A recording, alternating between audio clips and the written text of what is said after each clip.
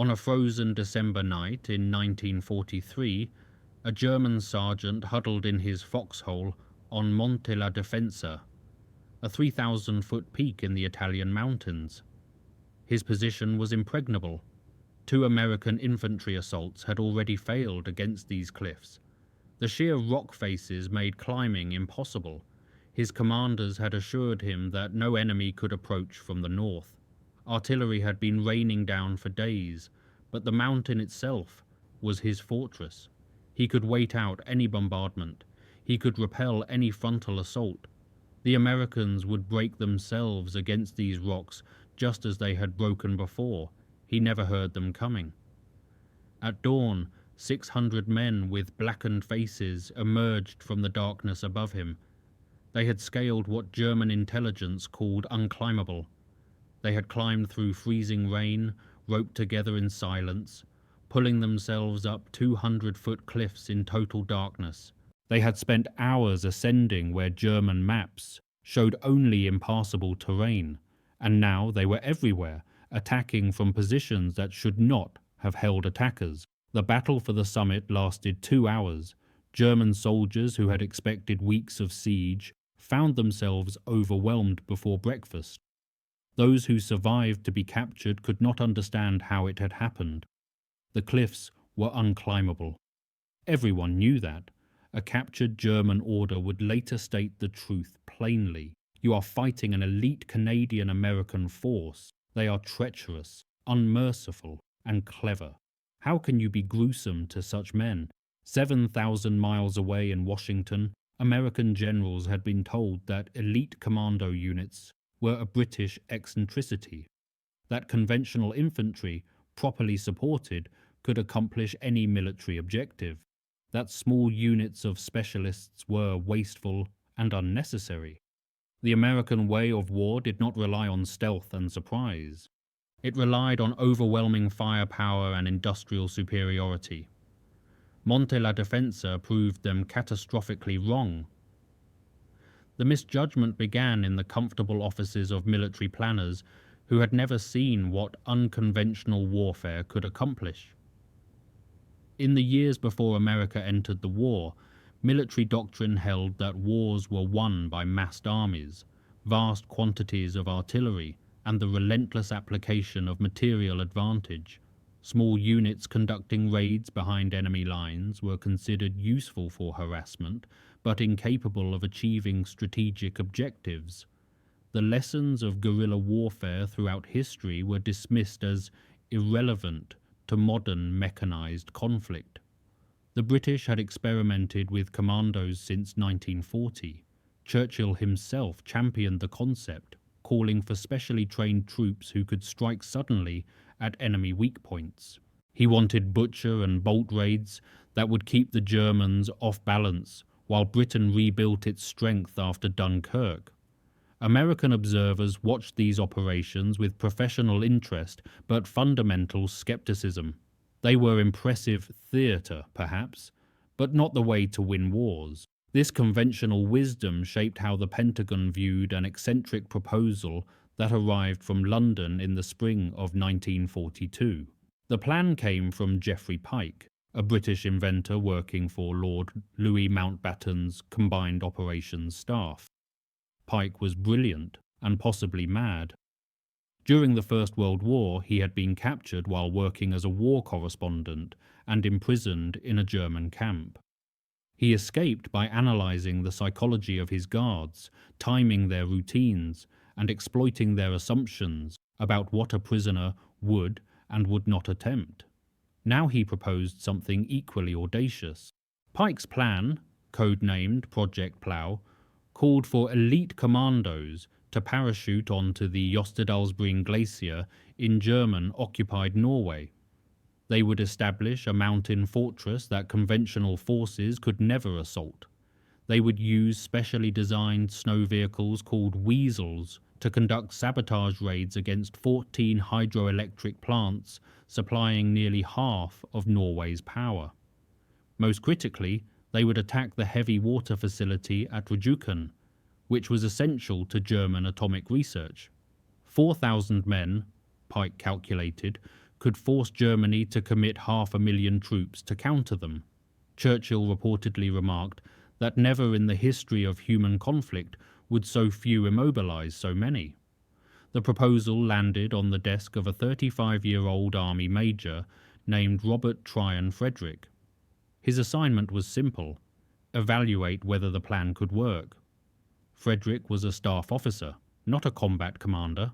He had graduated from West Point in 1928 and spent most of his career in planning and analysis. But he had a gift for seeing problems clearly and a willingness to deliver unwelcome conclusions. Frederick spent weeks analysing every detail of Project Plough. He studied Norwegian terrain. He evaluated aircraft capabilities. He calculated supply requirements. He assessed German defensive dispositions, and he concluded that the plan was fatally flawed. There were no aircraft available for the parachute insertion. The specialized Weasel vehicles did not yet exist in sufficient numbers. There was no realistic evacuation plan for wounded soldiers. The objectives were militarily questionable, since destroying Norwegian infrastructure would devastate Norway's post-war economy. Frederick wrote a devastating 14-page critique explaining why Project Plough would fail.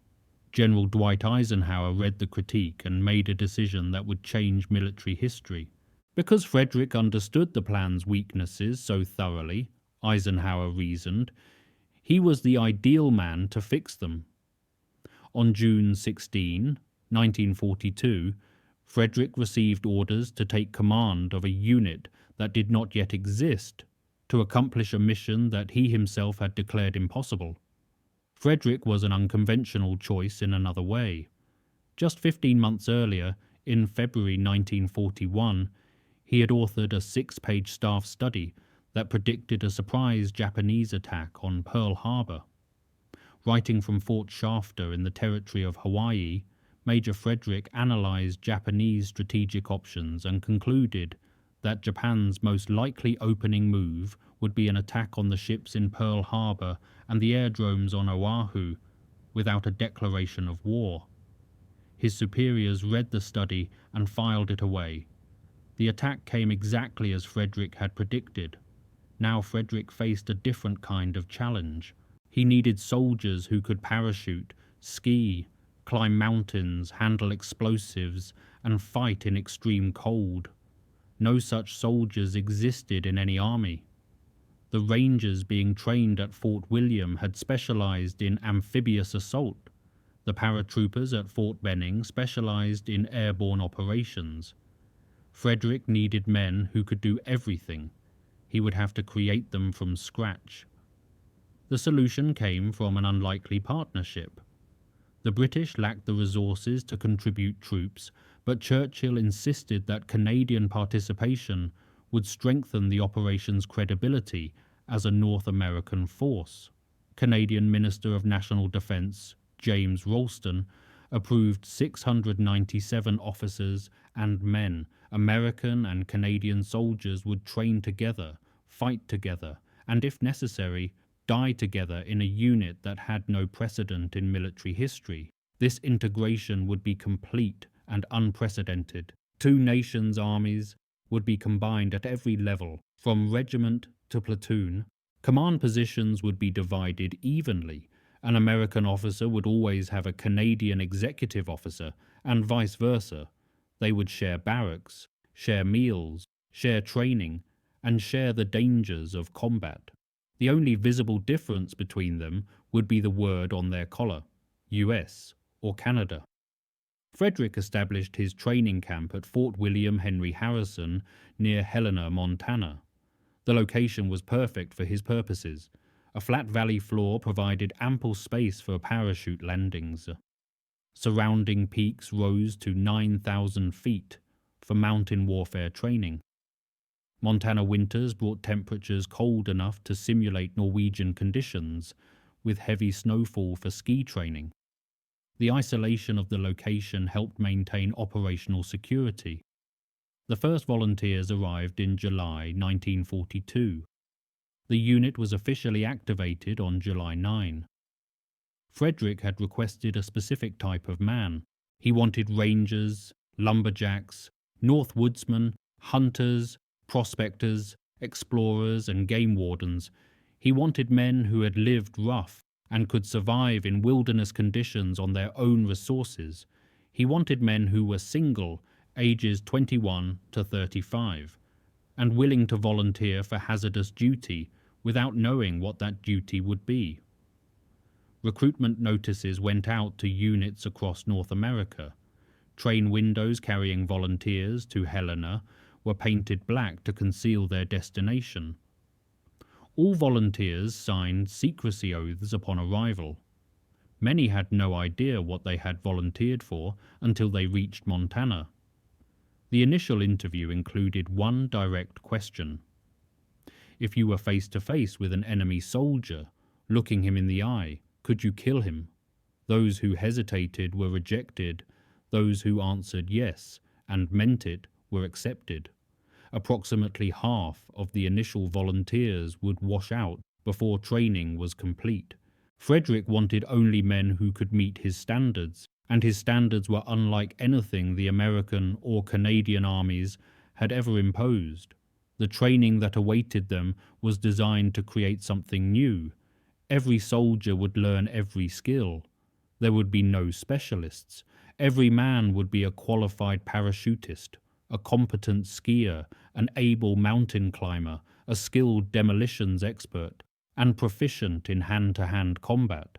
They would be trained to operate independently, to make decisions without waiting for orders, to accomplish missions through initiative and aggression rather than rigid doctrine.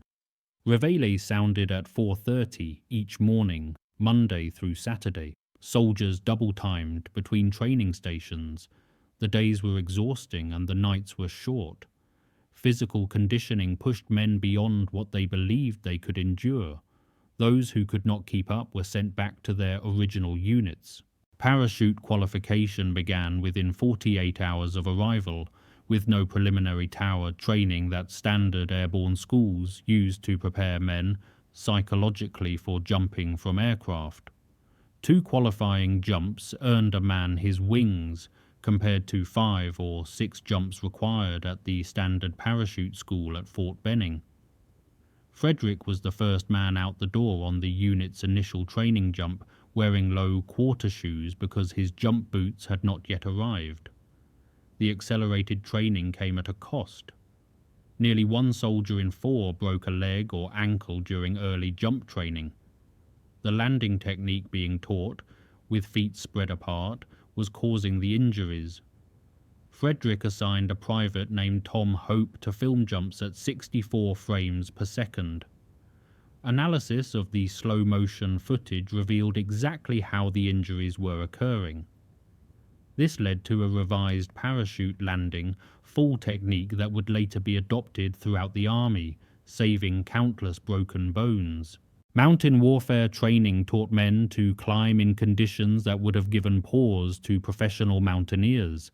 They scaled cliffs in daylight and darkness, in fair weather and foul. They learned to move silently over rocky terrain. They learned to establish positions on slopes that seemed to offer no purchase.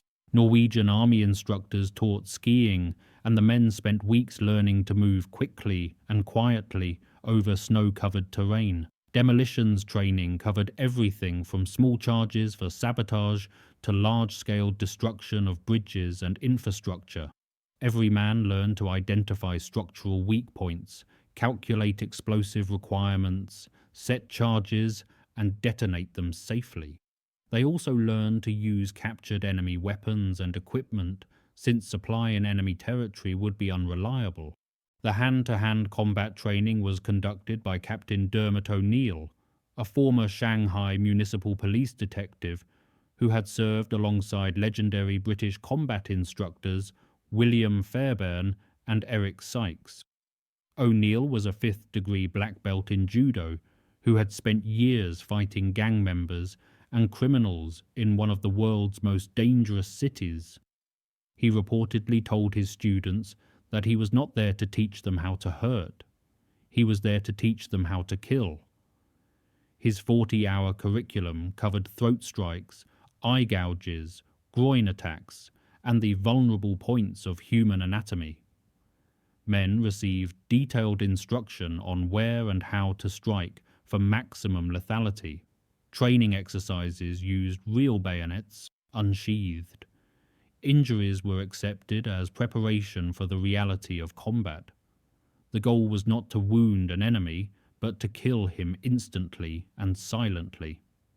By the time they finished, these men could eliminate a sentry without making a sound. Frederick also designed a new weapon specifically for his unit. Working with O'Neill and other combat specialists, he created the V-42 Stiletto, a fighting knife optimized for close combat. The 7¼ inch blade featured a double hollow ground profile with a needle-sharp point that could penetrate a steel helmet and liner with a single thrust.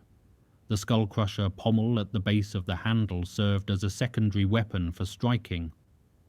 Only about 3,000 V-42 knives were ever manufactured.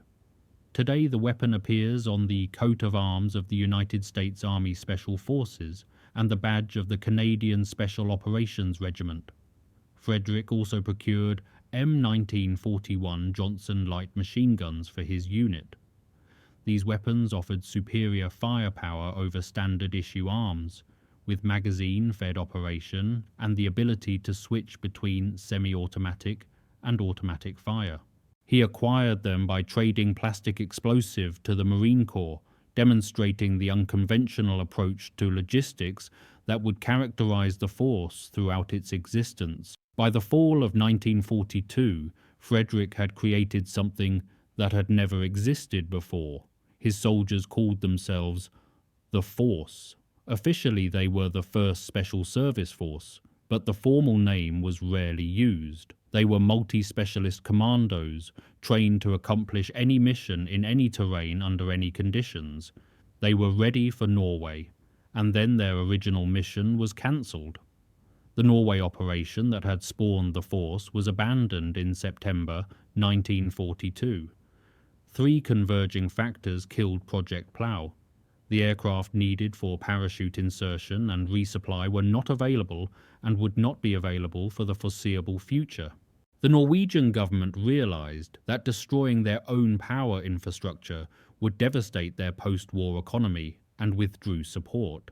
And in February 1943, a small team of Norwegian commandos working with British Special Operations Executive successfully destroyed the heavy water plant at Rjukan, eliminating one of the force's primary intended targets.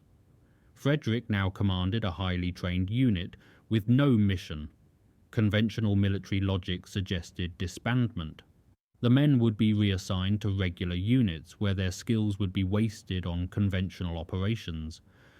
Other officers might have accepted this outcome. Frederick refused.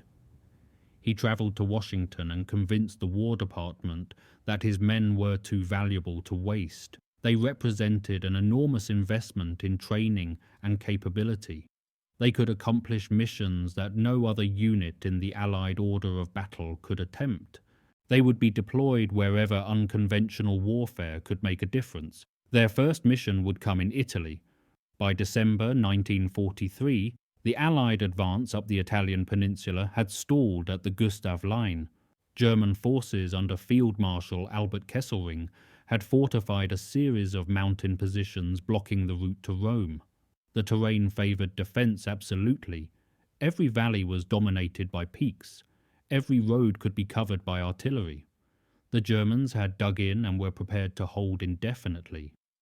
The most formidable obstacle was Monte la Difensa, a peak that dominated the Mignano Gap. This was the gateway to the Liri Valley and the road to Cassino and Rome beyond. American infantry from the 3rd Division's 7th Regiment had assaulted the mountain twice in November and failed twice. Casualties were mounting. Commanders were running out of options. The Italian campaign was stalling before it had truly begun. Frederick was summoned to evaluate the problem.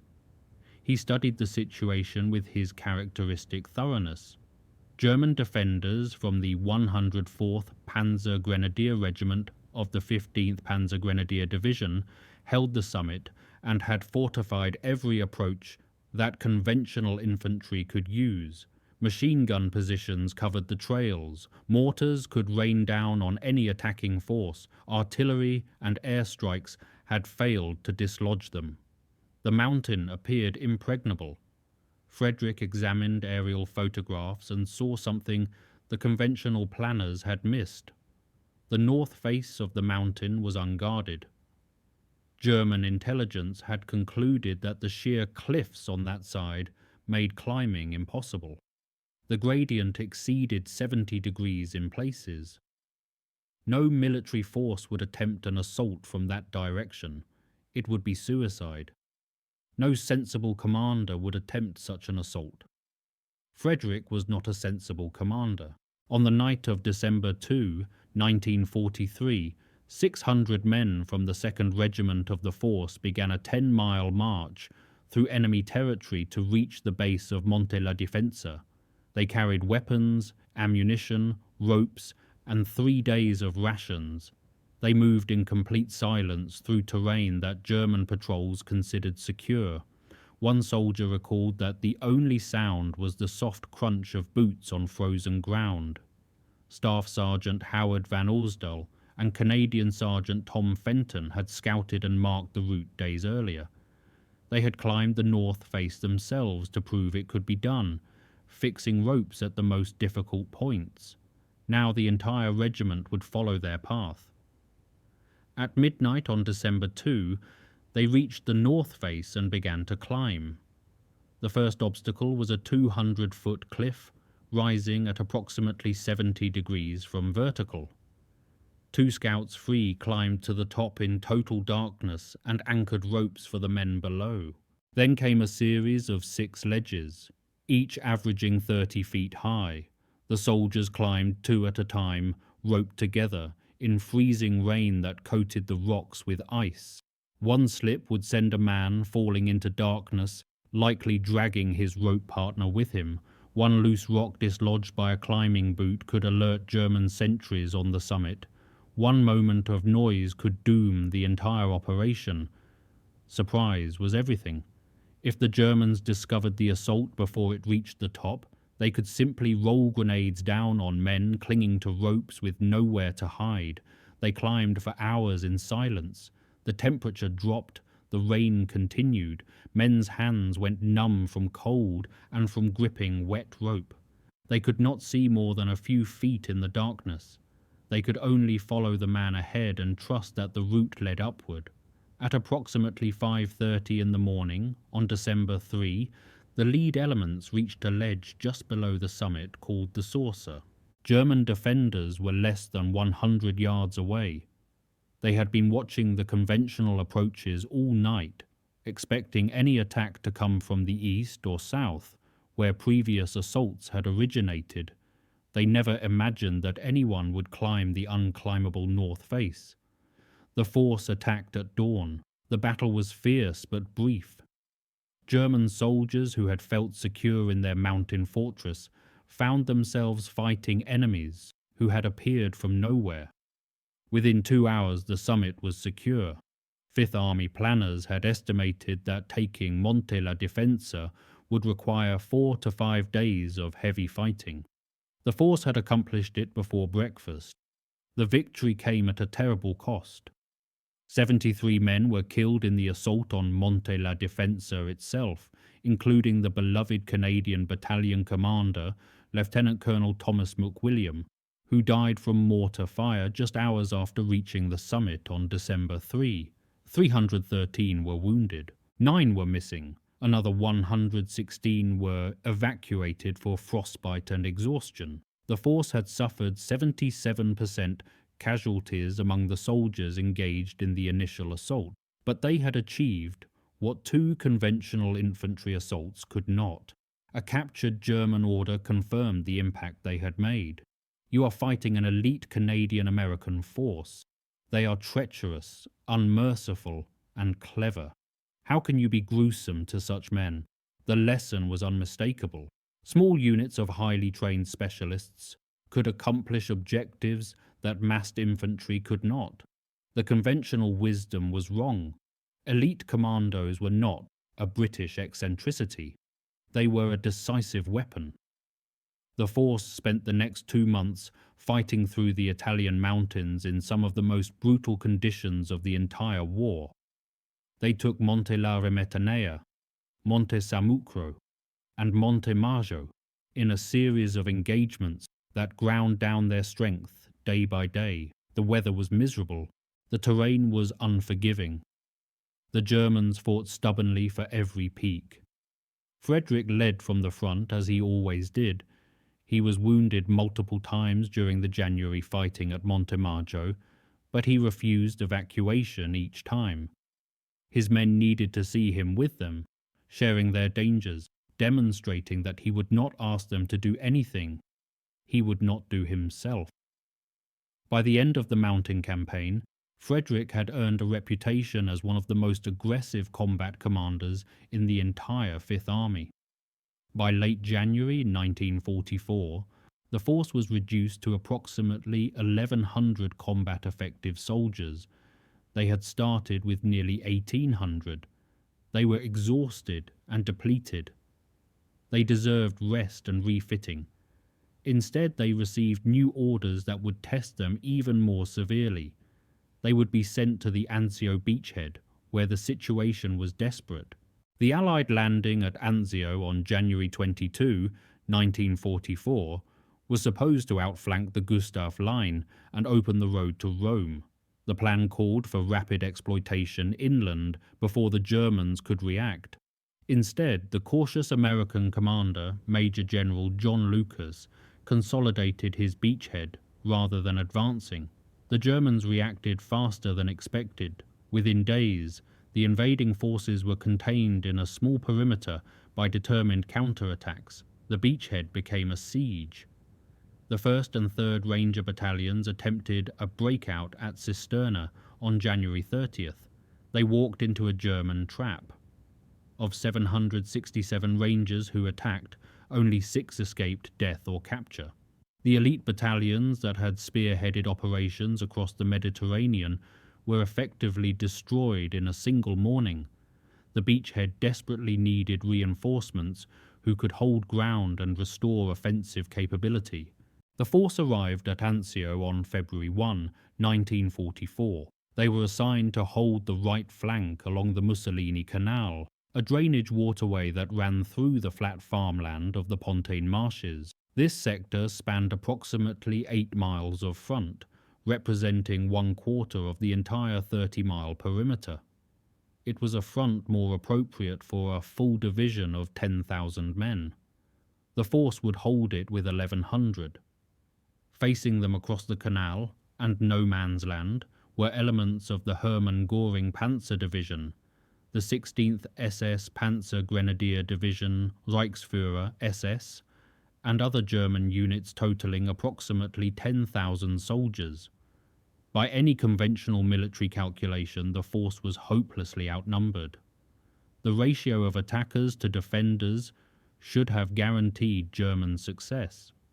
Frederick responded with unconventional tactics that turned the numerical disadvantage into psychological advantage. Every night, small patrols would blacken their faces with boot polish or burnt cork and slip across the canal into German territory. They moved in groups of 3 to 6 men, specialists in silent killing. They would infiltrate as deep as 1,500 feet behind enemy lines, far deeper than conventional patrols dared venture. They would locate German positions, count enemy strength, identify headquarters and supply dumps, and select targets for artillery strikes, and then, before withdrawing, they would attack. The raiders used knives rather than firearms whenever possible. The V-42 stilettos that Frederick had designed became instruments of terror.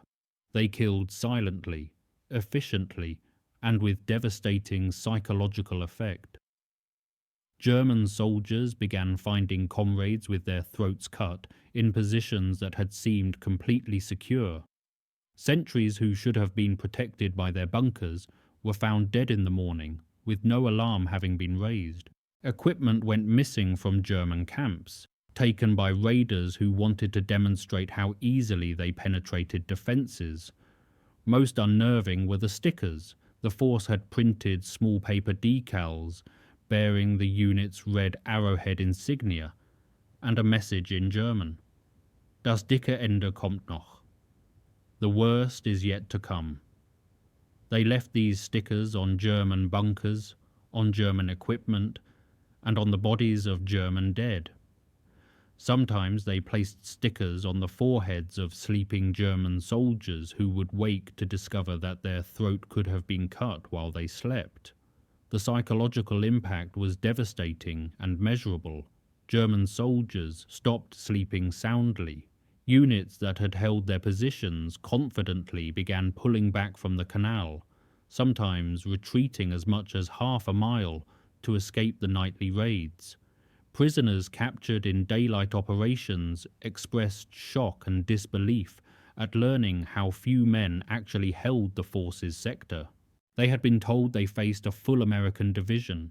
The constant activity, the relentless aggression, the seeming omnipresence of the raiders had created an illusion of vastly greater strength. Stories spread through German ranks about the Schwarze Teufel, the Black Devils who came in the night. The term appeared in German communications and in prisoner interrogations. Whether German soldiers actually believed they faced something supernatural or simply used the term to describe an enemy they could not see or stop, the name stuck. Frederick himself later claimed that a diary was found on a dead German officer containing the phrase, "The Black Devils are all around us every time we come into the line, and we never hear them come." Modern historians have questioned whether this diary actually existed. No original document has ever been produced for independent verification. The phrase may have been invented by force intelligence officers as part of their psychological warfare campaign, but the German response was real. The terror was documented. Units pulled back from positions they should have been able to hold. Field Marshal Kesselring was forced to reinforce the sector with troops needed elsewhere. The force's reputation as something different and something terrifying spread throughout the German army in Italy. By late February, Frederick warned General Mark Clark that his combat strength was so depleted that the force could no longer take any major part in an offensive operation. Casualties had reduced effective strength to dangerously low levels, yet they continued to hold their 8 miles of front. For 99 continuous days, without relief or reinforcement, the force defended their impossible sector against numerically superior enemies who never managed to break through. 106 men were killed or went missing during the Anzio campaign. Over 300 were wounded, but they never lost a position. They never failed to accomplish a mission, and they never stopped raiding. Among those who distinguished themselves at Anzio was Sergeant Tommy Prince of the Broken Head Ojibwe Nation in Manitoba. Prince had grown up hunting and trapping in the Canadian wilderness. His skills as a tracker and his ability to move silently through terrain made him a natural for reconnaissance work. At Anzio, he would demonstrate abilities that seemed almost supernatural to those who witnessed them.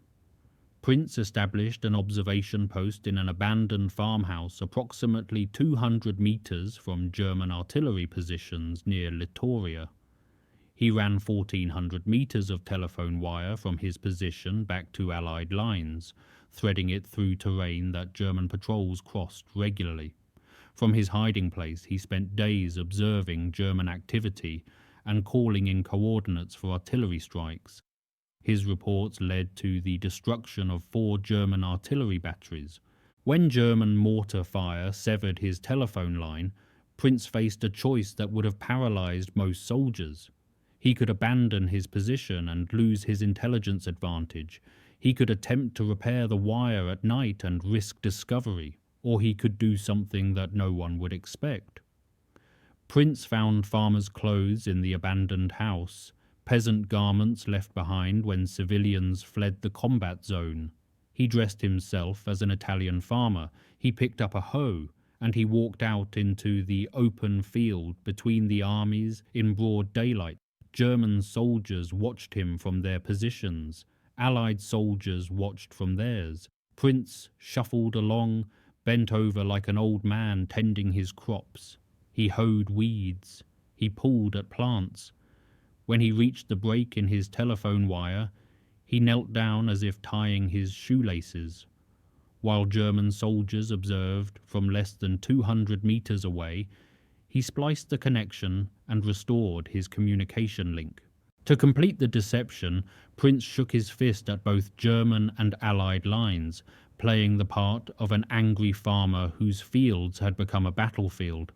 Then he shuffled back to his observation post and continued calling in artillery strikes for days afterward. For this action, Prince was awarded the Military Medal, one of Britain's highest honours for enlisted soldiers.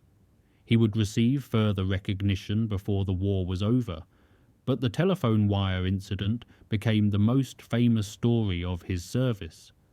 The breakout from Anzio finally came in late May 1944.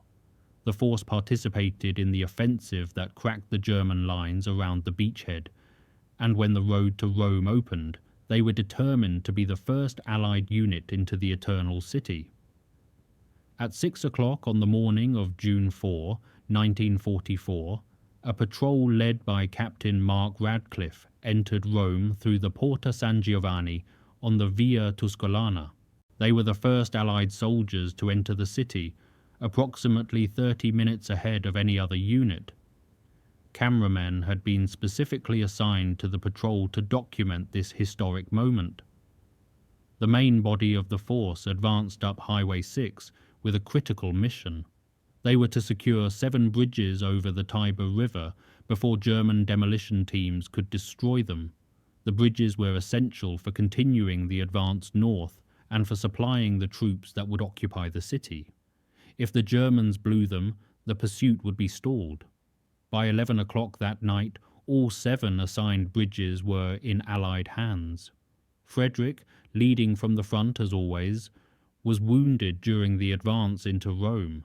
It was not his first wound and would not be his last. He continued commanding until the city was secured. A memorial plaque now stands at the Porta San Paolo in Rome. It reads in part that on 4 June 1944, the United States Canadian 1st Special Service Force, commanded by Brigadier General Robert Frederick, led Allied forces of General Mark Clark's 5th Army in the attack to liberate the Eternal City. The force had proven itself beyond any reasonable doubt. They had accomplished what conventional units could not at Monte la Difensa. They had held an impossible line at Anzio through 99 days of combat. They had led the liberation of Rome. But their war was not over. In August 1944, the force participated in Operation Dragoon, the Allied invasion of southern France. They conducted amphibious landings on the islands of Port-Cross and Ile-du-Levant on August 14, tasked with securing German coastal batteries that threatened the main invasion beaches. When they reached the battery positions, they discovered the guns were wooden dummies. The real batteries were elsewhere. Still, they captured 5 forts and secured the approaches to the French coast by August 17, suffering 9 killed in action. Frederick had been promoted and given command of the 1st Airborne Task Force on June 23. The force served under his larger command as it advanced through the French Riviera toward the Italian border. Near the village of Lescarane in September, Sergeant Tommy Prince performed another remarkable feat of reconnaissance. He spent 5 days behind enemy lines, covering over 80 kilometers through German-occupied territory without food or water, gathering intelligence on enemy positions and dispositions. He located an entire German reserve battalion of approximately 1,000 men, pinpointing their location and defences. Prince guided his regiment back to the enemy encampment. The attack on September 5 caught the Germans completely by surprise. The battalion was killed or captured virtually to a man, approximately 1,000 prisoners taken in a single engagement. For this action, Prince received the American Silver Star, making him one of only 3 Canadians in World War II to earn both the British Military Medal and the American Silver Star. By November 1944, the force had reached the Franco-Italian border. Combat operations effectively ceased. The unit that had trained for Norwegian glaciers and Arctic warfare had fought from Italian mountains to French beaches, from the frozen slopes of Monte la Difensa to the sunny Riviera. They had never failed a mission, but the force that stood at the border bore little resemblance to the unit that had formed in Montana 2 years earlier. Casualties had exceeded 134% of original combat strength, meaning the force had effectively been destroyed and rebuilt more than once through the course of its operations. Replacements brought in to fill the gaps lacked the intensive year-long training that had made the original members exceptional. The specialized skills were being diluted with every casualty. The Canadian government also had concerns. They wanted their soldiers returned to Canadian command rather than continuing to serve in an American-led unit. The force had served its purpose. The question now was what to do with it. On December 5, 1944, at Villeneuve-Loubet in France, the 1st Special Service Force was officially deactivated. The ceremony was emotional beyond anything the participants had expected. As Canadian members prepared to depart for reassignment to Canadian units, some of the toughest combat soldiers in either army broke down in tears. Americans ran alongside departing trucks, reaching out to shake hands one final time with men who had become closer than brothers. They had trained together, fought together, bled together, and died together for over 2 years. National boundaries had meant nothing in the force. An American would trust a Canadian with his life, without hesitation, and vice versa. Now that bond was being severed by the same military bureaucracies that had created it. In 251 days of combat, the 1st Special Service Force had inflicted approximately 12,000 casualties on the enemy. They had captured an estimated 7,000 prisoners. They had suffered over 2,300 casualties among their own ranks, representing more than 134% of their original combat strength. Not a single mission they were assigned had ended in failure. The skeptics who had dismissed elite commando units as a British eccentricity had been proven comprehensively wrong. The conventional wisdom that only massed armies could achieve strategic objectives had been demolished on the slopes of Monte la Difensa and in the night raids at Anzio, and in the dash to be first into Rome. The force had demonstrated conclusively that highly trained, ruthlessly aggressive small units could accomplish what conventional forces could not. The Americans and Canadians who had served together scattered back to their ordinary lives when the war ended. Frederick continued his military career, eventually commanding the 45th Infantry Division during the invasion of Germany and retiring as a Major General. He died on November 29, 1970, at Stanford Hospital when his heart rejected a pacemaker. He was 63 years old. Tommy Prince, Canada's most decorated Indigenous soldier of the war, struggled with civilian life in ways that too many combat veterans understand. The skills that had made him exceptional in war had no application in peace. The country that had celebrated his courage gave him few opportunities afterward. He died in poverty in Winnipeg on November 25, 1977. His contributions went largely unrecognized for decades. In 2023, Parks Canada designated him a National Historic Person. The training camp at Fort William Henry Harrison returned to peacetime use. The V-42 stilettos that had terrified German sentries became collector's items sought by military historians. The black face paint and German language stickers were packed away as curiosities. The force itself ceased to exist as a military unit, but its legacy endured and grew. When Colonel Aaron Bank founded the United States Army Special Forces in 1952, he drew directly on the lessons and principles of the 1st Special Service Force. The concept of multi-specialist soldiers trained in unconventional warfare, the emphasis on small unit initiative and aggression, and the integration of diverse combat skills into individual operators, all of these principles traced directly to what Frederick had pioneered in Montana a decade earlier. Today, all United States Army Special Forces groups in the 1st Special Forces Regiment trace their official lineage and honors to the activation of the 1st Special Service Force on July 9, 1942. The Special Forces coat of arms incorporates the V-42 knife that Frederick designed.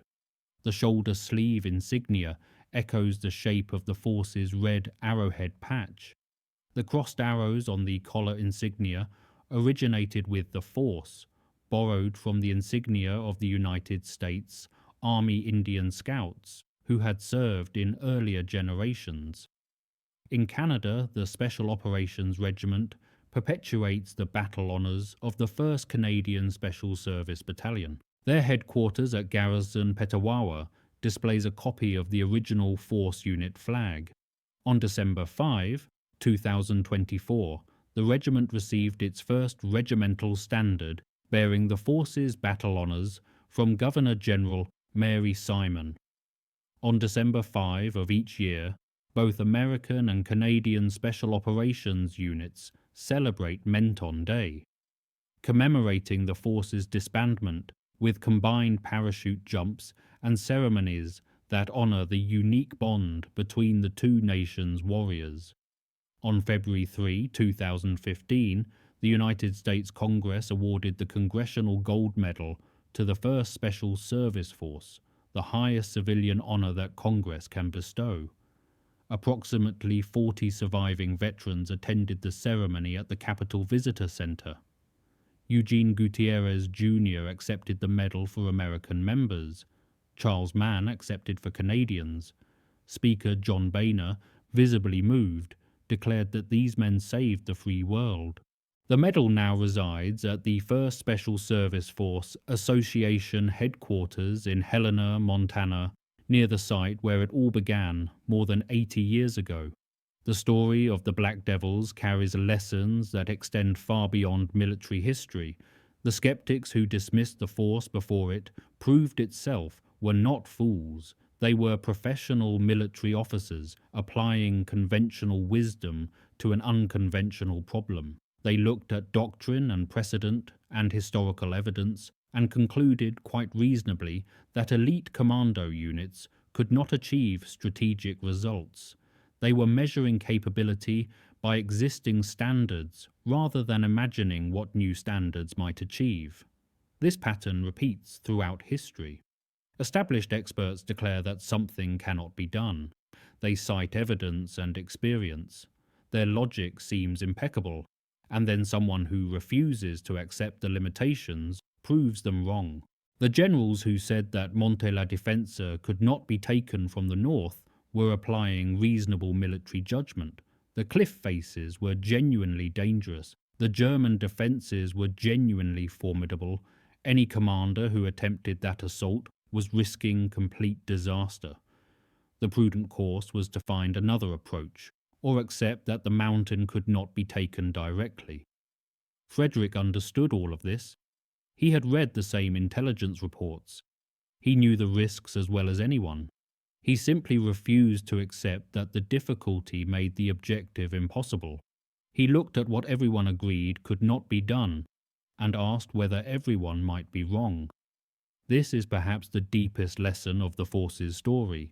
The difference between impossible and unprecedented is often simply a matter of will and preparation. The men who climbed Monte la Difensa in freezing darkness were not superhuman. They were farmers and lumberjacks, factory workers and students, men from small towns across America and Canada. They had been trained intensively, but they had also been civilians just 18 months earlier. What set them apart was not physical superiority, but psychological preparation. They had been told they could do things that others said were impossible, and they believed it because they had done impossible things in training. The Germans who faced them at Anzio were equally brave, equally professional, and in many cases more experienced in combat. The difference was not individual courage, but collective approach. The force had been trained to see obstacles as problems to be solved rather than limits to be accepted. They had internalized an aggressive doctrine that transformed how they viewed the battlefield. Where others saw an impregnable defensive line, they saw gaps to exploit. Where others saw an overwhelming numerical advantage for the enemy, they saw an opportunity for psychological warfare. This transformation did not require unusual men. It required unusual training, unusual leadership, and an unusual willingness to challenge conventional wisdom. The force demonstrated that with proper preparation, ordinary people could achieve extraordinary results. Frederick himself embodied this principle. He was not a combat veteran when he took command of the force. He was a staff officer with a gift for analysis. What made him exceptional was not physical prowess or combat experience, but his refusal to accept limitations that others took for granted. When told that Norway was impossible, he found alternatives rather than accepting disbandment. When told that Monte la Difensa was impregnable, he found the north face. When told that Anzio could not be held, he invented night raids that terrified a numerically superior enemy. The German sergeant, who never heard them coming on Monte la Difensa, could not have known that he was witnessing the birth of modern special operations. He knew only that his impregnable position had been taken by men who refused to accept that it was impregnable. He knew only that everything he had been told about what was possible had been wrong. The black devils who climbed those cliffs have passed into history. The last of them are gone now, joining the comrades they left on Italian mountains and French beaches. The faces they blackened for night raids are no longer young. The hands that wielded V-42 stilettos are still, but their lesson endures. When told that something cannot be done, ask why. When shown that precedent opposes you, consider that you might set new precedent. When conventional wisdom says an obstacle is impassable, look for the route that no one else has tried. The first Special Service Force proved that ordinary men, properly trained and led, could achieve what experts declared impossible. They did it by refusing to accept the assumptions that constrained their opponents. They did it by finding the unguarded north face, by raiding through the night, by attacking when they were expected to defend. They did it by being treacherous, unmerciful, and clever. If you found this story as compelling as we did, please take a moment to like this video. It helps us share more forgotten stories from World War II. Subscribe to stay connected with these untold histories. Each one matters. Each one deserves to be remembered. We would love to hear from you. Leave a comment below telling us where you are watching from. Our community spans the globe, from veterans to history enthusiasts. You are part of something special here. Thank you for watching, and thank you for keeping these stories alive.